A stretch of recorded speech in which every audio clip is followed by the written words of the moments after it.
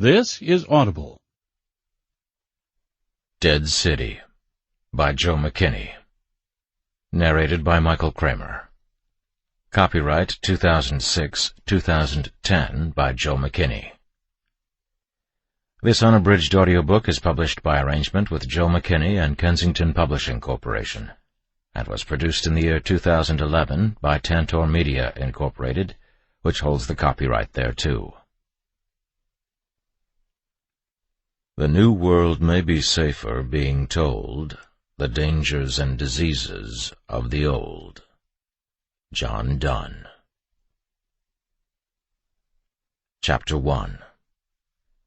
There's an empty parking lot near the corner of Seafair and Rood where I used to go to fight with my wife. Most district cops have some hidden little spot where they go to escape all the crap that comes with working patrol, and that parking lot was mine. From there I was pretty much invisible, and I could still make almost any call in my district in less than 5 minutes.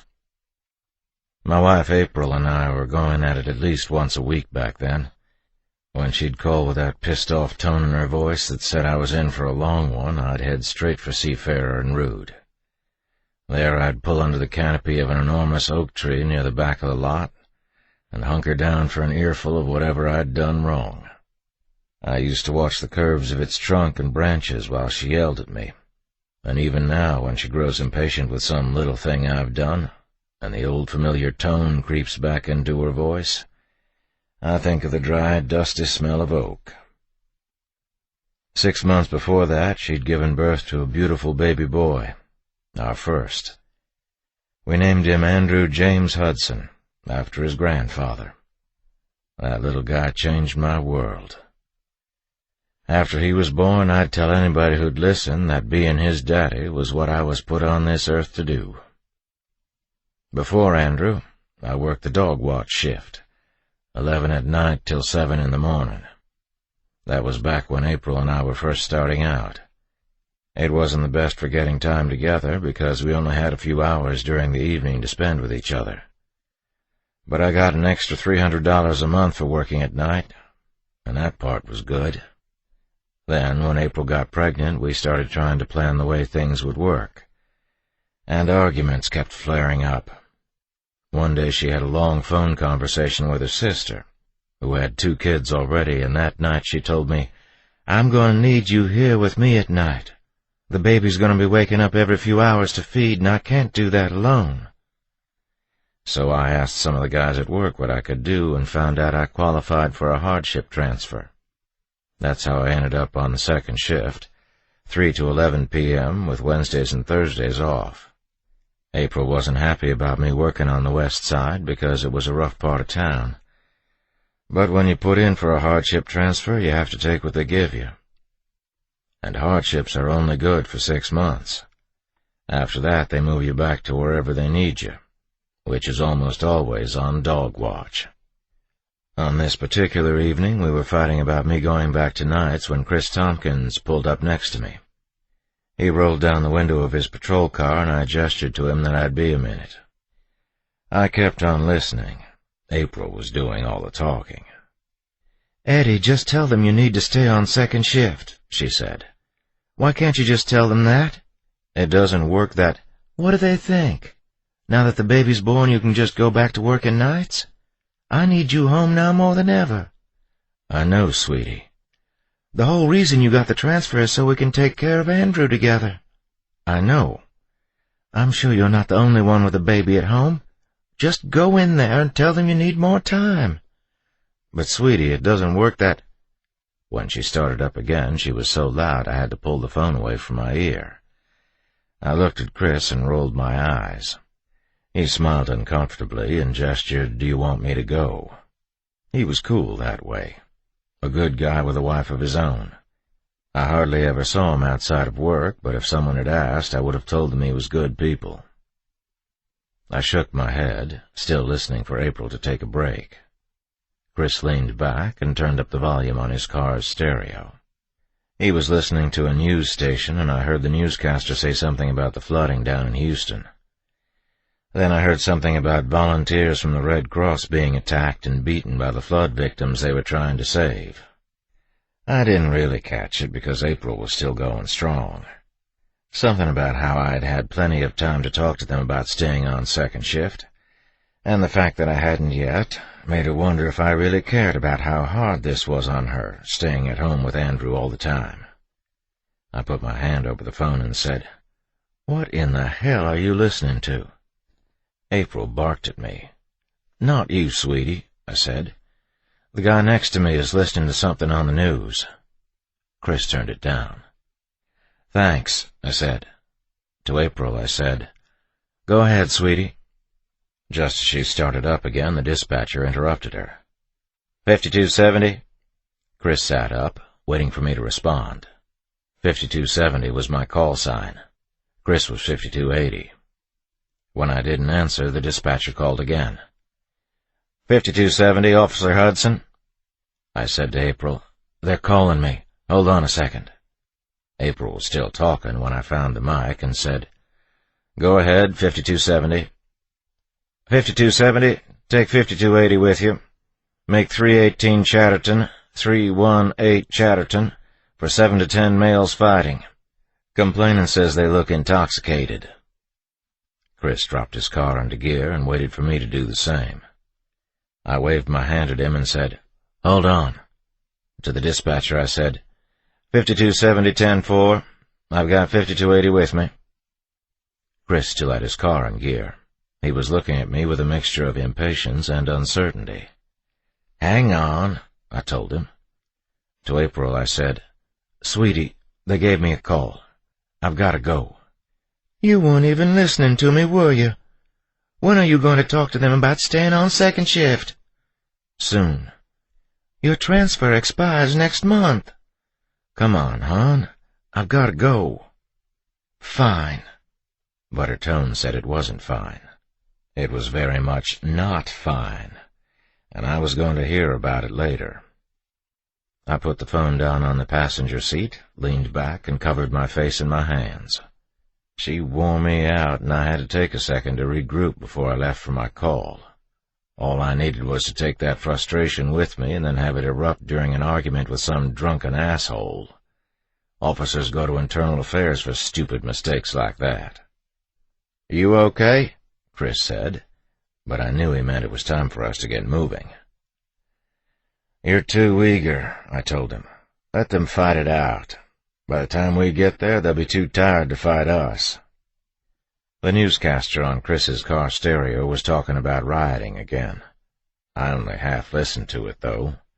Like most people, I'd grown numb to the terrible destruction that had been all over the news for the last month. The city of Houston, not 250 miles to the southeast of us, had been hit with 5 major hurricanes in the span of 4 weeks, leaving most of the city wasted beneath floodwater and debris. Every morning, after I crawled out of bed and turned on the morning news, there were more images of mud-colored water 2 and 3 stories deep, moving sluggishly through the streets of Houston, the roofs of houses and buildings looking like rafts floating in sun-dappled, oil-stained sludge. And of course there always seemed to be blackened and swollen corpses drifting through the wreckage. The news had taken a lot of heat for showing all the dead bodies. They claimed they were trying to be discreet about it, but there always seemed to be corpses just the same. Some of the guys from our police association had gone down to Houston to help out, and they all said that it was the worst thing they'd ever seen. Sanitation was non-existent, and the whole place smelled like death. Something like 2 million people had been forced to evacuate, and most of them had come to San Antonio. All 5 of our military bases and every out-of-business shopping center had been turned into temporary shelters of some kind, and yet they kept coming. I heard on the news that FEMA was flying as many as 10 commercial airliners a day into Kelly Air Force Base, and every single plane was packed with evacuees. Supposedly, there were still at least 1 million people to evacuate from the areas south of Houston, and conditions for those left behind were nightmarish. Listening to Chris's stereo, I figured they were talking about food riots or something, because there had already been plenty of those. "Can you believe this?" he asked me. wrinkling his nose in disgust at whatever he was listening to now. "I haven't really been listening," I said. April's voice was still ringing in my ears. "It sounds like Houston's gone nuts," he said. "They're saying the survivors are attacking the boat crews that are going in to help them. This guy's even saying people are eating people down there." "Great," I said. "And those are the same lovely people that FEMA's going to fly into our shelters. Can't wait for that." "This guy's saying the riots and everything have been going on since last night. They've only just got word of it from people that were evacuated this morning." 5270, the dispatcher calling me again. Crap. I keyed up the mic. "Go ahead, 5270. 5270, second call. I'm getting it as burglars in action now. You and 5280 getting close?" 10-4, ma'am, I lied. "Still on the way." 10-4, 5270. "Make it code 2. 10-4. To Chris I said, "Now we go." "Roger that. I'll follow you." Code 2 means lights but no siren. We're allowed to go 10 miles an hour over the speed limit, but we can't blow stop signs or red lights. That's reserved for Code 3. Of course, nobody ever does Code 2. It's either get there when you get there or go balls to the wall. There's no in between. I hit my lights, and Chris and I tore out of the parking lot, leaving long, looping skid marks behind us. We headed south on Seafarer, down to Plath Street, and made a left.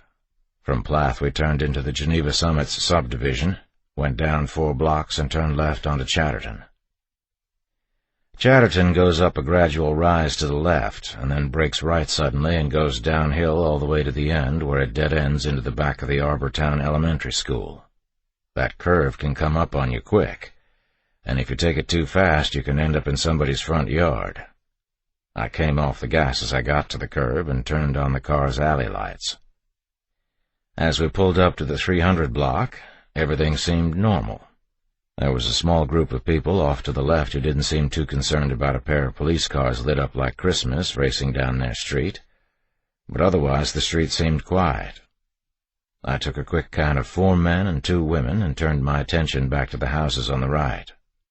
Most of the houses in Geneva Summits are small 2- and 3-bedroom 1-stories with brick fronts and old weather-beaten wood siding on the sides and backs of the houses. It was one of the bright spots in my district, with regular folks who had regular jobs. No dope houses, no meth labs, no hookers. Just regular, decent people who did pretty well compared to the rest of the West Side. They didn't call the police much. It was already getting dark, and most of the houses had their lights on, their owners settling down to dinner and the TV. But farther down, as we got closer to the call, the street seemed different. Something was just a little off, but I noticed it just the same. I pulled my car up to the curb 3 houses down from the call in front of a red brick 1-story with long knee-high hedges running down both sides of the walk. 5270, I said to the dispatcher. Myself and 5280 are 10-6 at the location. 10-4, she answered back. All officers hold the air until I hear back from 5270 and 5280. I got my radio and my flashlight, and Chris and I started toward the house, working our way quickly through the cover of the trees. We didn't see anybody at first. I could hear dogs barking not far away, but nothing else. Still, it felt wrong somehow. Then I saw her. She stumbled out from around the corner of the house and headed toward the street in an aimless, confused sort of way. She was a short, plump, dark-haired Hispanic woman in her mid to late 20s, wearing a light blue T-shirt and black pants that were a little too tight for a woman with her kind of figure. The way she moved, I thought for sure she was drunk. She didn't seem to notice us. Chris and I stayed back for a moment, watching her and the house at the same time. The woman moved closer to the street, and in the soft, buttery light of the street lamps it looked like she had spilled something on her shirt.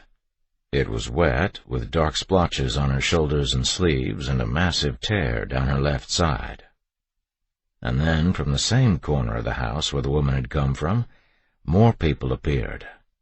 They all moved with the same stop-and-start lurching motion that made me think of the drunks that sleep under the rail bridge behind the homeless shelter downtown. They all had that same kind of career-drunk haze about them. Chris and I turned our flashlights and guns on them at the same time. The beams from our flashlights raked across their faces, and I counted 6 people. Chris shouted, "Stop! Police!" They didn't respond, at first. Then they staggered in our direction. "Stop! Let me see your hands!" I keyed my radio. 5270. We have 6 at gunpoint. 10-4, the dispatcher said, her voice glassy smooth and calm. 5260, 5262, 5272, start that way. Make it code 3. I heard the melodic cling-clang of my radio's emergency tone going off, and after that I stopped listening to it. All of my attention was focused on the problem in front of us. The street lamps threw an uneven light across the yards, creating deep pockets of shadows between the trees. As the group of drunks moved toward us, I kept losing them in the shadows, and it wasn't until they were up close that I really got a good look at them. Chris and I both backed away, guns and flashlights at the ready. I caught sight of a man as he moved across my beam, and in the split second I had the light on him, I could tell his face was all cut up. His cheeks had the swollen, lumpy look of someone who has just lost a fight, and there was a gory mixture of fresh and dry blood on the side of his neck. His eyes were clouded over with a milky white film, like a dead man's. He moved more quickly than the others, but still with that clumsy, falling gait of someone who seemed to have forgotten how to walk. He didn't register the gun pointed at his face, and he didn't blink or look away or avert his eyes, even though I had my flashlight shining right in his face. It looked like he didn't even see it. "Get down on the ground," I yelled at him, keeping the beam on his face. "Do it now!" If he heard me at all, he gave no sign of it. I was yelling at a blank slate. "Spray!" I yelled over my shoulder. That was for Chris's benefit. When the pepper spray gets in the air, you can go down coughing even if you don't get hit by it directly. I holstered my Glock and came up with my canister of pepper spray. "Get down on the ground!" When he kept coming, I squeezed my finger over the trigger and waited for him to get in range. Pepper spray works best inside of 3 or 4 yards. As he got closer, he raised his hands to grab me. I pointed the canister at his face and pulled the trigger, giving him a tight 1-second burst and then backing away, just like in training. Pepper spray takes a split second to do its damage. When people get hit with it, they usually stop, not hurt, but stunned for just a moment, and then fall to the ground screaming, clawing at their eyes, and yelling like mad because that stuff fucking burns. But the guy I sprayed didn't even skip a beat. He kept coming, and for a second I wondered if I missed or if he blocked the spray with his hands somehow. I let him get close again and then pumped another short 1-second burst at his face. I got it in his eyes. I was sure I got it in the eyes. But nothing happened. He didn't even blink. He opened his mouth and the skin around his neck tightened, but no sound came out. There's enough spray in one canister for 6 1-second bursts. When I hit him with it again, I got in close and emptied the rest of the pepper spray right into his face. I threw the empty canister to the side as I stepped back and stared at the man in amazement. I was riding a wave of adrenaline, and I had to force myself not to charge him and take him down with my bare hands. The air was thick with spray, and I didn't want to get incapacitated by it. Somewhere in the back of my mind, I remembered the pepper spray course they taught us at the academy.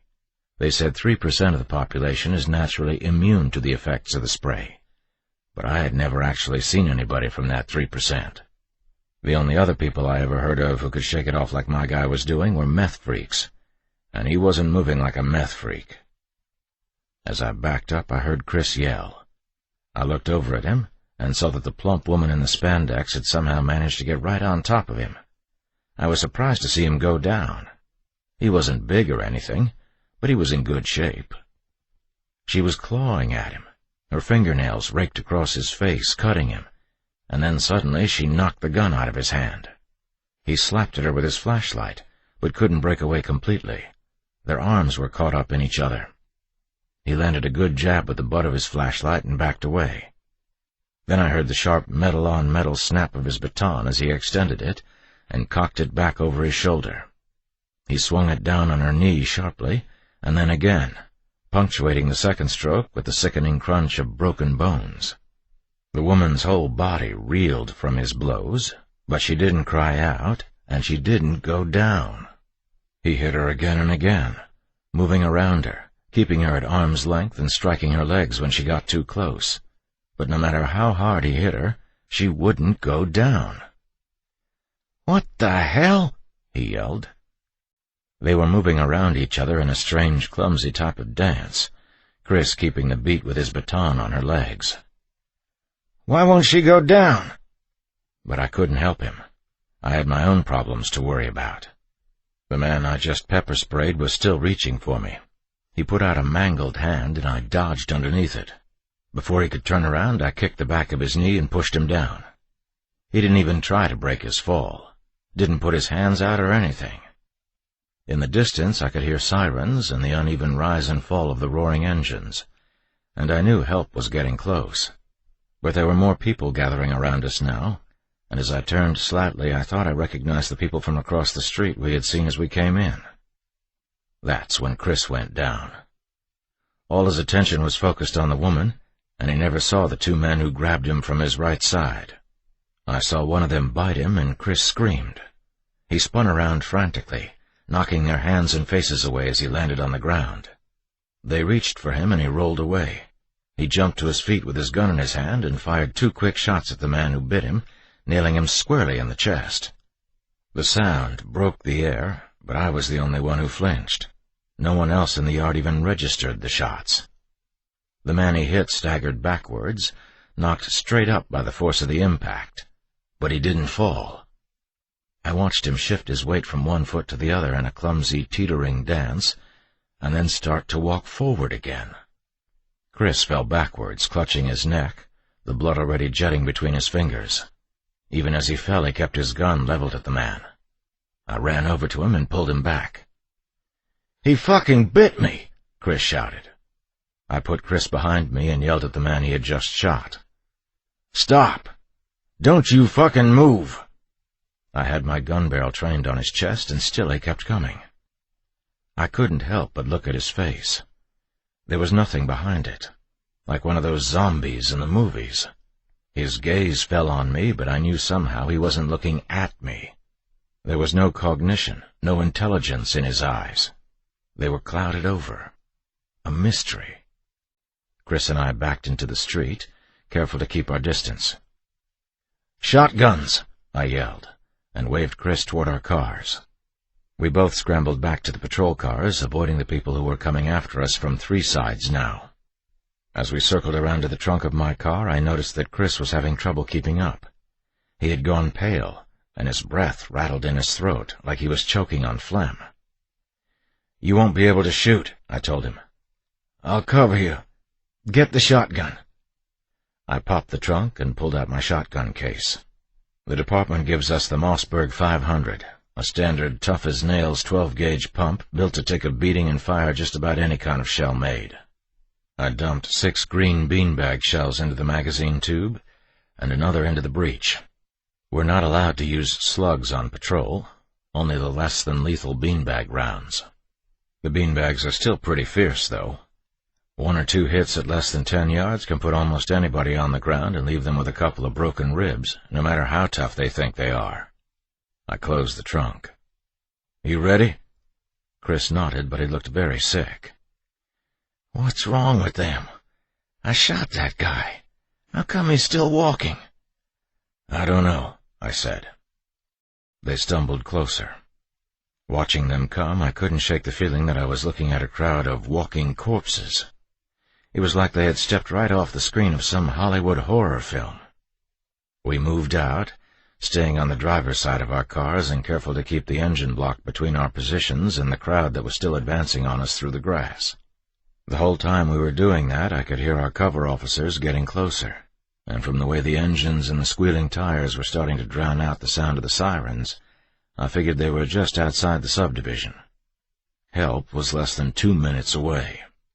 I pointed the shotgun at the 3 men who had just entered the circle of street lamplight next to our cars. Chris was still standing, but he was bleeding badly. It was running down the side of the car where he was leaning for support. I focused the shotgun's ghost ring on a man about 10 feet away and yelled, "Get down on the ground!" The man ignored my order and walked right into the fender of my patrol car. It was like he expected to just walk right through the car. "Get down on the ground!" I yelled. He turned and moved around to the front of the car, his hands out in front of him, ready to grab. When he stepped into the street, I fired. My first shot went wide of center mass, hitting him in the shoulder. The impact spun him around, and he went down to his knees. But he didn't cry out. He didn't even try to clutch at the spot where the beanbag hit him. I racked the next shell into the shotgun and raised the barrel, ready for another target. When the man I had just beanbagged stood up, turned, and faced me again, I felt my heart sink down into my stomach. People just don't do that. I've beanbagged people before, and nobody has ever just stood right back up, even from a glancing blow. I searched his face for some indication that I had hurt him, but there was nothing there. There was no emotion, no expression, no content of any kind. He was empty. The eyes seemed to look through me into nowhere. "Stay down! I'll hit you again! Stay down!" I aimed my next shot more carefully. I took my time and centered the ghost ring right in the middle of his chest. He was less than 5 feet away when I fired, and he took the full force of what a 12-gauge can do. The blow knocked him backwards, off his feet, and laid him out flat on his back. At that distance, I wouldn't be surprised if I smashed his sternum into dozens of little pieces. I racked the shotgun again. That noise usually clears every room that hears it, but none of those people seemed to care. They didn't run or blink or look to each other for support. They never paused at all.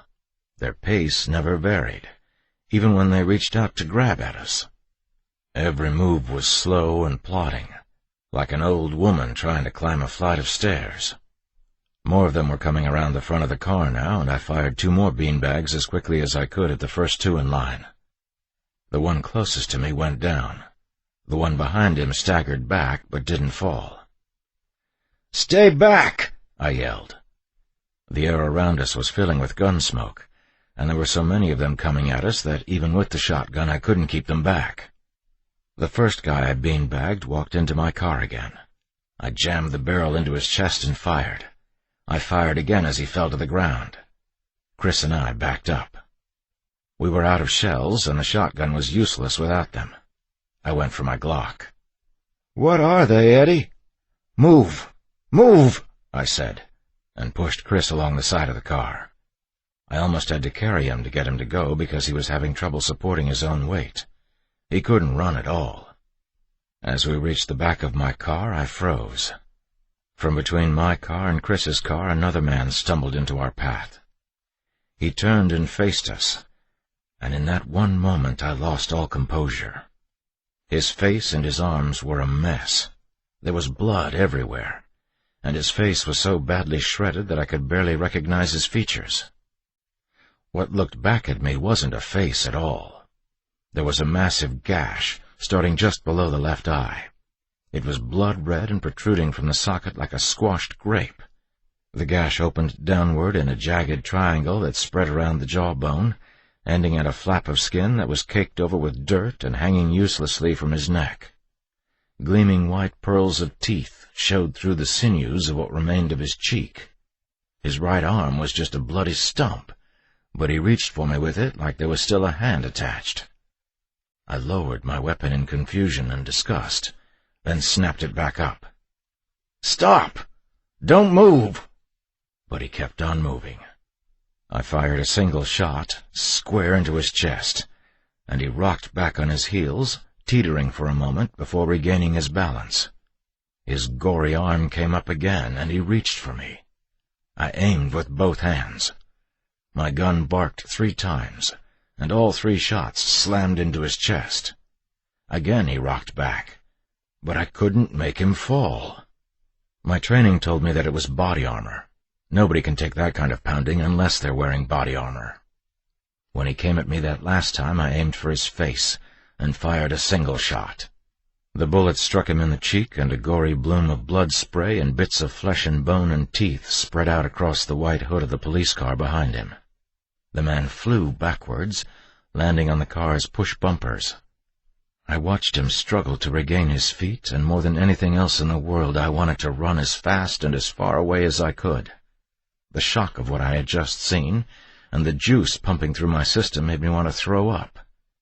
I grabbed Chris by the shoulder and pushed our way to his car. I tossed him in the back seat and forced my way back to the driver's seat. So many people had gathered around us. They were everywhere, hands tugging at my uniform, pulling me away from the car. I climbed in and slammed it into reverse. There were people banging on the doors and windows and the trunk, but I didn't bother to avoid them. I stepped on the gas and peeled out, knocking people to the ground as I shot away from the curb. Swerving like a drunk, I kept the pedal on the floor all the way back up Chatterton. At the top of the hill, I was doing maybe 50 miles per hour, and was completely out of control. I glanced off 2 parked cars and careened across the lanes just as 2 police cars came up on me. When I saw their strobes, I cut the wheel sharply and went into somebody's front yard. I couldn't keep the car in a straight line, and the front end got away from me. The car spun suddenly to the right, and when the wheels caught, the car shot back toward the street. We finally came to a stop after hitting a brick mailbox and the back end of somebody's parked car. The last thing I remember was the airbag exploding in my face. Chapter 2. I don't think I ever totally passed out, but I don't remember being put in the EMS unit either. When I finally came to, there was an oxygen mask on my face, and an EMS tech was trying to put a blood pressure cuff on me. I recognized him from some of the calls we'd made together, but I didn't remember his name. I think it was Robertson or Robinson or something like that. I coughed hard and couldn't stop. It felt like I was being ripped apart inside. "Take it easy, Hudson." I reached for the oxygen mask and tried to pull it off my face. He grabbed my wrist, so I couldn't. "Leave it there." "Let me go," I said, though it came out muffled and slurred through the mask, all in one syllable. I struggled weakly to sit up. My neck and shoulder felt stiff, and I thought I was going to throw up. "You stay there. Your sergeant said for you to stay put." "I'm gonna throw up." I got the mask off my face, and this time he didn't try to stop me. I turned my head to one side and coughed again. My face and eyes were burning, and I figured I must have gotten some of that pepper spray after all. "Where's Tompkins?" I asked. "I don't know," he said, still trying to fit my arm with the blood pressure cuff. "They were taking him Code 3 to downtown Methodist last I heard. He looked pretty bad when they pulled him out of the car." He raised my arm off the gurney. "Come on now. I've got to get this thing on you." "What about the people we shot?" It was urgent. I had to know. I grabbed his arm and squeezed hard. "Tell me." He didn't want to say anything about it, I could tell. He stammered, and when I pressed him even harder, he blurted out, "I don't know. Let go of my arm." "Those people wouldn't go down." I was almost yelling it at him, and I could see him looking back at the straps of the gurney next to my arms, wishing now he had put them on me. "They were zombies," I said, urgent to get it out. "Like dead people. We shot them and they wouldn't go down. They just kept coming." "Settle down." He pushed my shoulder back down on the gurney and tried to hold me there. "Let go, damn it! Let me go! Get off!" He tried to hold my shoulders down, but I could tell he didn't want to have to fight me. Firemen don't like fighting people with guns. He finally backed off and let me sit up. "I'm going to get your sergeant," he said. "You wait here. I'll get him and he can explain it to you. You wait here." He opened the side door and left me alone in the back of the unit. I leaned back and put my hands over my face, completely exhausted. The adrenaline had carried me that far, but now I was crashing. All I wanted to do was keep my eyes closed and my mind empty. But even as the tension was leaving my body, my mind was turning circles around itself. still trying to comprehend the violence of the last few minutes. I had experienced the same sort of letdown a few times before, after being involved in car chases and fistfights and stuff like that, but never had the feeling been so strong, so unshakable. When I opened my eyes, I forced myself to pause over my surroundings, hoping that I could stop replaying the incident in my mind by engaging myself with something mundane.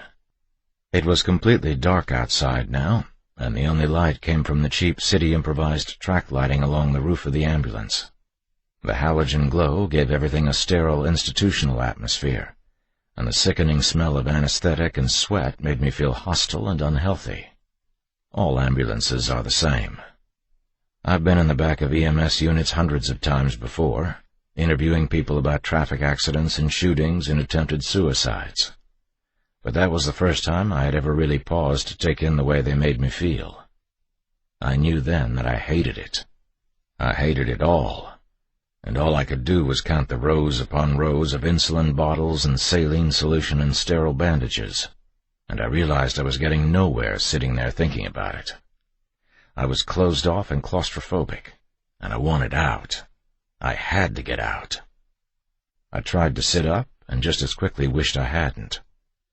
My neck and shoulder were throbbing, and my eyes and chest still felt like the pepper spray had settled in to stay. All I could do was cough and spit and wait for the burning to go away. I put my head back down on the gurney and studied the road map of what the next few hours were going to be like. I had been at other officer-involved shootings, and I had seen firsthand the crap they had to go through. The officer at the center of it all was always off in his own little world, with everyone else running around him, trying to be cool about it, but still asking each other what had happened and whispering in those hushed tones that they hoped it was a good shooting, for the officer's sake. What they meant was they hoped the officer hadn't screwed up. It made me wonder if maybe I had screwed up. Was I going to lose my job? I kept seeing the scene play over and over in my mind, and I wondered where I had gone wrong. I knew the detectives and evidence technicians and the supervisors were already on the way. Some of them were probably already doing their thing. They would start by walking around the place, taking pictures, knocking on doors, and talking to people that may or may not have seen anything. The position of every last piece of evidence, from the placement of shell casings to the length of skid marks and the damage to both our cars, would be mapped out with surgical precision, bundled together in a thick manila folder, and presented to the disciplinary board for administrative review. And while all that was happening, I was going to have to sit in the windowless little room at headquarters, waiting for some detective to take my statement, and wondering what everybody else was saying about what I had done. Was I going to get sued? Was I going to be looking for a new job? It was going to be rough for me, but not nearly as bad as what was happening to Chris. He was going to have to do the same thing I was, except he was going to do it from a hospital bed. It occurred to me that I didn't even know his wife's name. But whatever her name, she was going to get that call from the sergeant saying Chris was hurt and he was at whatever hospital he was at. Yes, she could come see him as soon as she liked. No, she wouldn't be allowed to talk to him until the detectives got his statement. And then I thought of April and Andrew, sitting at home and going through the whole bedtime routine, totally unaware of what just happened. April would put Andrew to bed and make herself a sandwich and turn on the TV to watch the news. She would learn about everything from some talking head, and because the investigation was still going on, they wouldn't say the names of the officers involved, or how badly the officer at the hospital was hurt. The news would say something like, his condition is critical, or he's in stable but guarded condition. But those words don't mean anything when you need to know how your husband is doing. They're meaningless, too full of ambiguity to answer the desperate questions. They're sterile and confusing and totally useless, and God, why did I have to beat myself up over this? Why all the doubts? I just wanted to sit there and rock myself to sleep. As uncop-like as that sounds, that's all I wanted to do. I could feel the tears welling up behind my eyes, and I thought, perfect. My sergeant was supposed to be on the way. He would open up the door to the EMS unit and find me there crying my eyes out. I wondered who was going to have to be the one to come in and talk to me. Stevenson was the junior sergeant, so it would probably be him. even though he wasn't my direct supervisor. They always get the junior man to handle the unpleasant. Gunfire. I could hear a roll of pistol shots that sounded like firecrackers through the metal walls of the EMS unit. They were coming from several different directions at once. Screaming and yelling erupted all over the place, though I couldn't hear what was being said or recognize any of the voices making the noise. More gunfire. The shots were coming so fast and so close together that I couldn't count them. I recognized the crack of the Glock, lots of them, and the booming authority of the shotgun punctuating the pistol fire like an exclamation point. I jumped off the gurney, forced my way out of the EMS unit, and into the street. The EMS techs had parked with the doors of the unit away from the scene, and when I ran around the side of the ambulance, I was bathed in red and blue strobes. There were people everywhere, running, yelling, fighting with each other.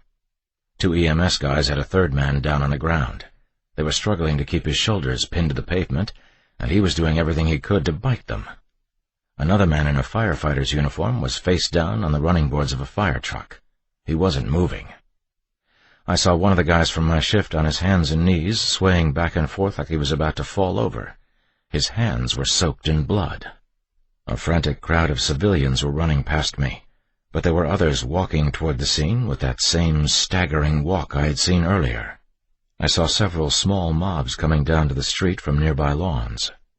The red and blue strobes cut through the yellow glow of the street lamps, giving everything and everyone they touched a strange, pallid cast. Off in the distance, I could hear more sirens, but they seemed to be heading away from us. 2 other officers from my shift were taking cover behind a police car and firing their handguns into an approaching crowd of people. Even as I reached for my gun and ran over to join them, I couldn't believe we were shooting unarmed people. It went against everything I was trained to do and everything I had been brought up to believe was sacred. But no matter how I felt about it, I still went down right beside them and pointed my weapon at the approaching crowd. The officer to my right glanced over at me when I crouched down next to him. "What the hell is going on?" he yelled. "I don't know." "What are those things? I shot one in the chest 6 times and he still kept coming." He didn't wait for me to respond. He stood up and started firing over the hood of the car. He emptied the entire magazine, ejected it, and dumped in another with such speed I thought there was no way he could be aiming his shots. The slide dropped back into place on his Glock, and then he was firing again. Brass casings went flying through the air, bouncing off the sides of the police car and rolling toward the curb. "They won't fucking die!" And then they broke through our lines. Through the smoke and strobe lights I saw shadows move. The shadows turned into badly torn and abused bodies, still moving and still walking. They came through gaps in the cars and attacked a policeman who was firing at them from behind a car door. They collapsed on top of him in a writhing mass of arms and faces. I could hear him screaming for help even though pistols were going off right next to my ears. An officer named Flores ran into the open to help him. Several of the people who had overcome the other officer got up and shambled toward him. Flores was a wiry, tough little guy and a crack shot. I knew that from shooting next to him during in-service. He could empty an entire magazine into a target the size of a dinner plate at 25 yards and make it look like anybody should be able to do it. He aimed at a man in a sport coat and slacks and fired 3 times. I could tell he hit the guy because the impact stood him straight up, but the man kept walking toward him, seemingly unafraid and unconcerned by the bullets smashing into his chest. Flores stood his ground, though. He raised his gun again and fired 3 more shots. When the man kept coming, Flores fired a single shot into his forehead, and that dropped him to the ground. A moment later, Flores was firing single shot after single shot into the crowd, and bodies were dropping with every trigger pull. It was disgusting to watch, and beautiful in a way. His speed and accuracy were unbelievable. But even as he leveled the crowd in front of him, more and more people were approaching through the darkness and smoke. They didn't make a sound, which was the eeriest thing about them. With the rest of us yelling all around them, the only noise they made came from their shoes dragging on the pavement. I couldn't tell how many of them there were, or even where they were, because our visibility was next to nothing, and the part of the mob we could see wasn't giving us a chance to regroup and organize. I turned and saw more people walking toward us from the rear. There were already more people than I could count walking between the cars in front of us and to our right. Flores was still firing like mad, and when he fired his last round, he holstered his gun and began to fight with his nightstick. He had one of the old-style black hickory batons, and he was swinging for their heads. He knocked one of them over and brought the baton down so hard in the back of the guy's head that the nightstick snapped in half. He threw away the pieces and reached for his collapsible metal baton. The crowd closed in around him. There were just too many of them for him to take them all, and they managed to pull him down to the ground. I didn't see him die. I couldn't stand there and watch that happen. It was no use shooting anymore. There were so many of them, and they were so close to each other and to the other officers that I couldn't fire and be sure I was hitting the right people. Most of the officers around me had gone to fighting hand-to-hand. I saw an officer pin a man to the ground and try to handcuff him. One of the officers who went to help Flores was surrounded by the mob, his back up against a fire truck. He climbed up the side and landed on top of the hoses. The mob reached up to grab him, clawing at the chrome valves and dials just below him, but they couldn't get at him. Through the smoke, several officers and firefighters came running back up Chatterton. I ran in the same direction, figuring we could regroup and call for more cover. Getting through the wreckage was like navigating an obstacle course. There had to be more than 20 cruisers up and down the street, and most of them looked damaged, some only a little, others completely torn apart. I couldn't believe that all that destruction had happened so quickly, that we had lost control so completely and in such a short period of time. As I scrambled through the cars, I could see people everywhere. An officer named Harner was maybe 20 yards off to my left, fighting with a group of 3 men. I turned in that direction to help him, but never made it. There in front of me was the man with the torn face, that horrible mud-encrusted flap of skin still dangling from his neck like a thick cut of fabric. He had a hole in his jawline where I had fired the headshot that took him down. I saw 3 blackish-red holes in his chest, and I knew I had put those there too. But I didn't see recognition in his face. His eyes seemed empty. His mouth hung open hungrily. He grabbed me. Out of instinct, I knocked his arms away, backed up, and pulled my gun. "Don't come any closer," I said. I pointed my Glock at his forehead and squeezed the trigger.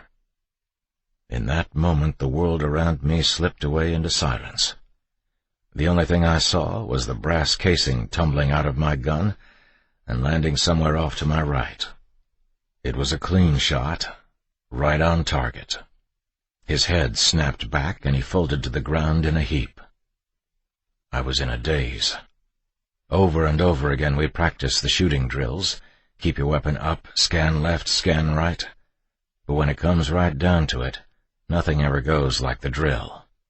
All the skills the department taught me melted away, and there I was, a bare exposed nerve overloaded with shock. And then there was a rush of activity as the world came crashing back on top of me. The colors, the sounds, the confusion, all of it hit me at once.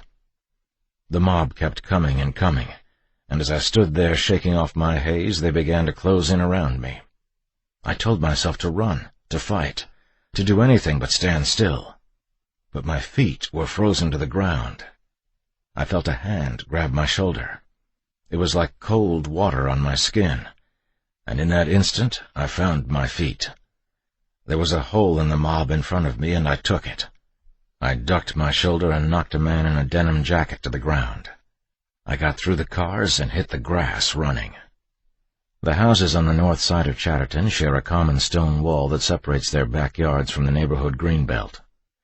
I went around the side of a house and through the backyard, over the back wall, still running as fast as I could go, and I didn't stop until I was out in the middle of the greenbelt. Once there, I stopped and caught my breath. I hadn't run since I was a cadet at the academy, and I was out of shape. The cold night air burned my throat. Shots were still being fired out in the street, but there were fewer now, with long pauses in between. Tall oak trees and houses blocked my view, but I could still see the glow of the emergency lights and the smoke rising up into the air. I needed to get to wherever our shift was going to regroup, but I had no idea where that was, and there was no one around to tell me. I was alone, cut off. The Greenbelt was a mostly flat, open swath of undeveloped land about 40 yards wide where the runoff water from the subdivision collected and channeled away after heavy rains. Wind whipped through the tall grass. The hurricanes that had decimated Houston for the last 4 weeks had brought almost daily rains to San Antonio, and the grass was lush and thick. It buzzed with mosquitoes. A few months earlier, I had chased a couple of kids through that Greenbelt, and I had seen wild strawberries growing everywhere. Blackberry bushes clustered around a few large blocks of milky white limestone outcroppings. It had been peaceful then, after the chase, and it might have been so while I stood there, were it not for the frantic desperation ragging inside me. I watched as the wind pressed the grass flat, and it looked to me like an enormous piece of glistening black velvet. I wondered what I was supposed to do. I knew I had to find a car. Without a car, I was a sitting duck, just waiting to be swallowed up by that mob. But to find a car, I would have to go back into the street, and I really didn't want to do that. I had no idea how far this riot had spread, and there was no way I was going to rush headlong into something I didn't understand. Being cut off and alone made me intensely aware of how quiet it was. I was so used to the noise and activity of patrol that I had developed the ability to talk on the phone, talk to complainants, and listen to my radio. I looked down at my radio and realized that was why it was so quiet. I guessed that the EMS guys had turned it off while I was in the unit. In all the commotion, I had simply forgotten about it. When I turned it on, I heard something unbelievable. The radio was a mass of overlapping voices and emergency tones. Officers were screaming for help, pleading for backup, and it seemed like all 20 dispatchers were trying to talk at once. Nothing made any sense because I was only getting half of a sentence before an emergency tone would kick in and somebody else would start talking. Whatever was happening wasn't just on this little street on the west side. There were desperate calls being sent out all over the city. It sounded like a meltdown. South Division was being hit hard with fires and mobs, and gunfire popping up on almost every block in their service area. The downtown division dispatcher couldn't get any of her officers to answer their radios. Every available officer in the Northwest Division was being called to the hospitals at the medical center. The world was collapsing all around me, and it was happening too damn fast. I was absolutely mystified how destruction on that kind of scale could happen so quickly, and no matter how I tried to comprehend it, I still couldn't wrap my mind around it. Then it hit me, so hard that I almost collapsed, and I let out a moan. My family, my wife, my baby. I had to get to them. Now. I turned my radio down and crept back to the wall that separated me from the line of houses. I decided to use the wall for cover and to cross over as soon as I reached a point where there was as little activity as possible. From there I'd grab the first available patrol car I found. If I couldn't get out of the subdivision through the main entrance, then I would cut through the playground to the elementary school. But I had to find a car first. And soon. Chapter 3. I crept through one of the backyards to the east of all the commotion. Plastic toys and basketballs were scattered around the yard. A tricycle lay on its side on the porch. A rickety metal swing set off in the corner looked like some kind of giant insect in the shadows. What little light there was came from inside the house, casting long pale streaks across the yard. My flashlight was somewhere near my car, maybe in the grass or out in the street somewhere. I doubted I'd be able to find it again, even though I needed it almost as badly as I needed a car. I made my way over the fence and out into the front yard. The sound of gunfire rolled away into the distance like thunder. People were still shouting, and I could hear the wailing sirens of fire trucks off in the distance. But I was far enough away from the scene that I thought I could risk entering the front yards again. But there was no way I was going to risk going back into the middle of that mob. I planned on coming back to the original scene from the east.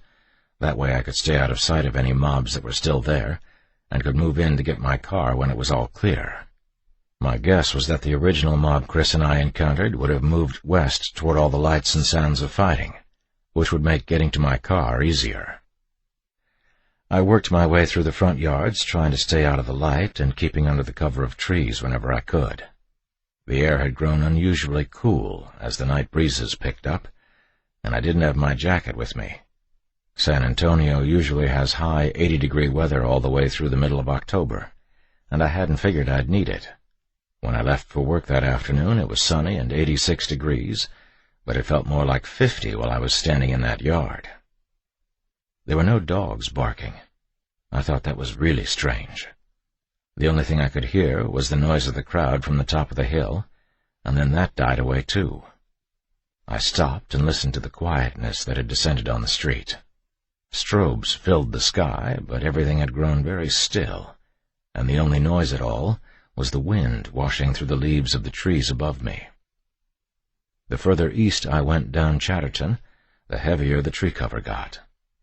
The houses closest to the elementary school were a little larger than the rest of the subdivision, and they had the biggest lots with the largest trees. Those houses were still pretty close to where I had left my car, and the cover they provided made them seem like a natural place to observe the street before I made the final dash to my car. As I walked through one of the front yards, I came across a huge Spanish oak with a canopy almost as large as the house it stood in front of. It had never been cut back, and its outer branches sagged to the ground, making it look like a gigantic dome tent.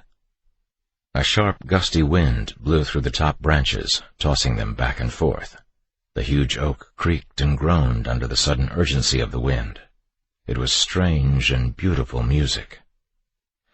I walked around its canopy and saw an opening where one of its larger branches curved down to the ground from the central bole. There was enough room for a man to walk under it, and the space seemed to form a quiet sanctuary, a cave with walls of leaves. I swung open the curtain of leaves and entered it, thinking that if nothing else I could catch my breath there. But I saw immediately that it was no sanctuary. A man was already there, on his knees, eating large pieces of viscera from a gaping hole in a dead woman's abdomen.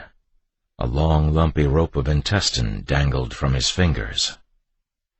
He wore a blue button-down shirt, and his face was soaked in blood. His pants looked brown and very dirty. He wasn't wearing shoes.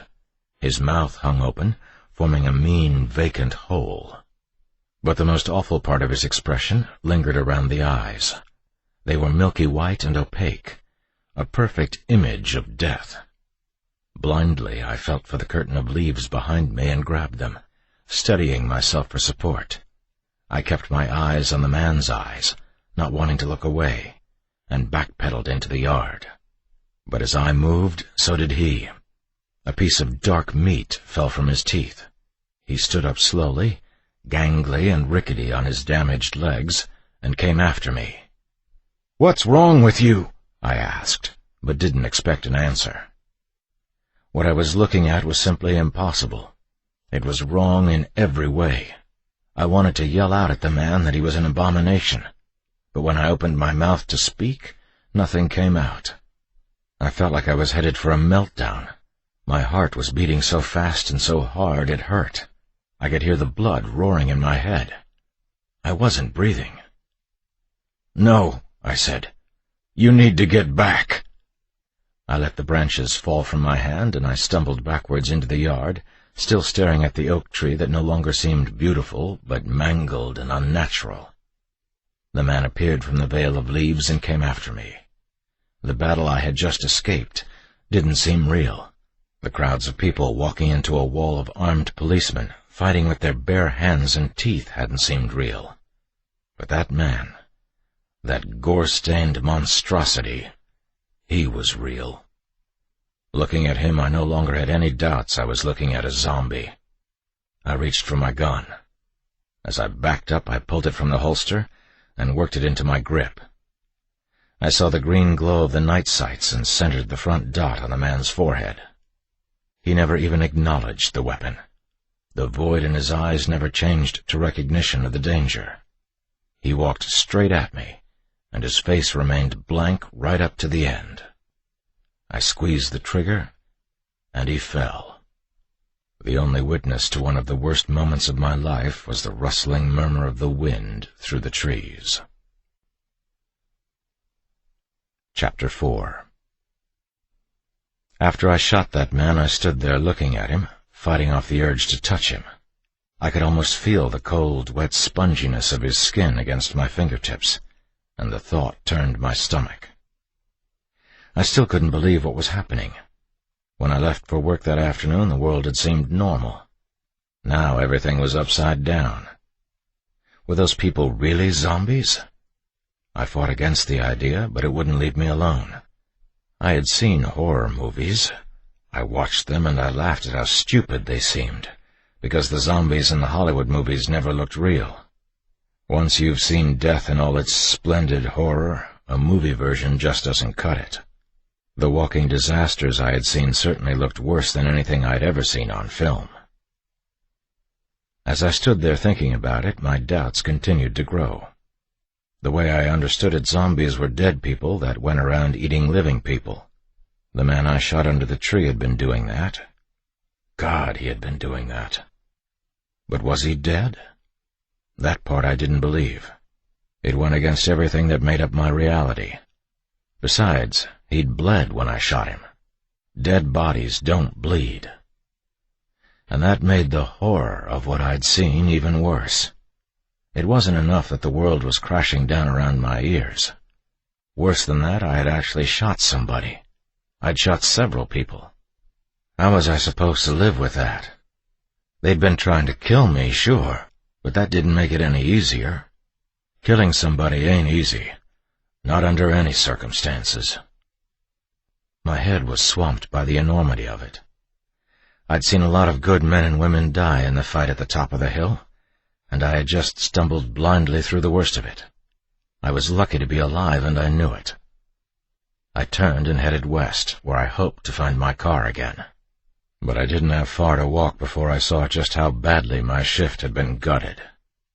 As I got closer to the spot where Chris and I ran into trouble, I started to see wrecked cars and broken glass and every kind of debris spread out over the lawns and into the street. There were hundreds of bodies strewn across the battlefield, and many of them had faces I recognized. An echo of the fight still covered the street like smoke. Not far from where I was, a man with useless legs pulled himself along through the grass trying to reach me. There was gravel in the noise that came from his throat. I had to look away, but it took an act of sheer will to do it. He was a human train wreck. My police car had been demolished. All 4 windows were smashed in, and the front windshield was a spiderweb of cracks. It looked like the front fender on the driver's side had been hit with a shotgun blast. There was a jagged, gaping hole in the metal, and the tire below it was flat. The driver's side door was open, and the inside was even worse than the outside. The shotgun was missing. My briefcase was in pieces and spread all over the floorboard. A bullet had pierced the steering column, and the ignition wires were hanging from the hole. Somebody had knocked the computer out of its mounting bracket. My cell phone was nowhere to be found. "Fucking perfect," I said out loud, and slammed the door closed. What little glass was left in the window frame collapsed and came tinkling down on the pavement. "That's just great." I stood in the street beside my car with my fingers in my hair, wondering what in the hell I was supposed to do.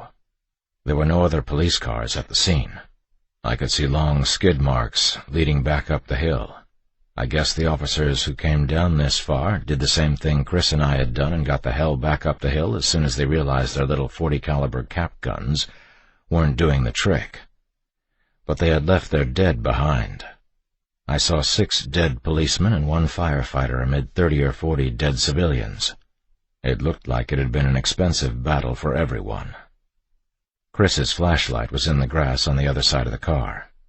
The bodies of 2 men in their late 20s and an older woman were less than 10 feet away, and when I reached down to pick up the flashlight, I was careful to keep my eyes on them.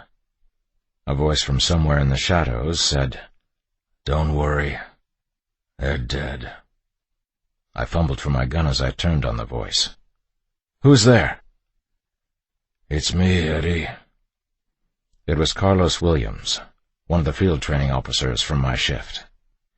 He was stretched out with his back against a tree over by the corner of the house, his gun still in his hand. "Carlos?" I said. He looked bad. "Where are you hurt?" "They bit me," he said, and shrugged his shoulders so I could see where. He was wearing his short sleeves, like me, and his left arm was torn up pretty bad. There was a nasty wound on the side of his bicep so jagged and deep black with